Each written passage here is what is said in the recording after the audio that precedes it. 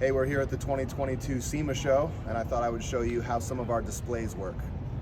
So what we have here is a single Kaizen relay and a control module accessing CAN data from an OBD2 port.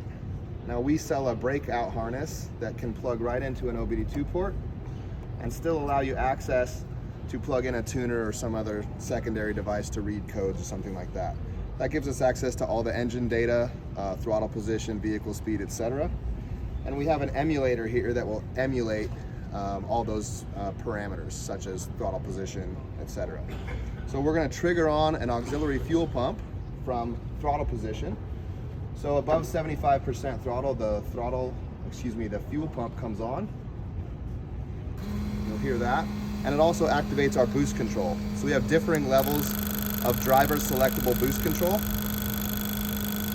And in the higher positions, we've programmed it to be vehicle speed based. So we're accessing vehicle speed from the OBD2 port, providing it to the control module, and control module is controlling a boost solenoid directly, so we can have vehicle speed based boost control for any vehicle. So as I toggle vehicle speed up, you'll hear the duty cycle of the boost solenoid come on and then increase.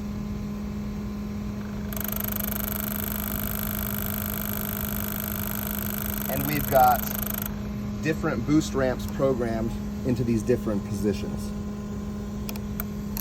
Just another useful way and creative way that you can use a Kaizen relay and a control module to control auxiliary outputs from CAN.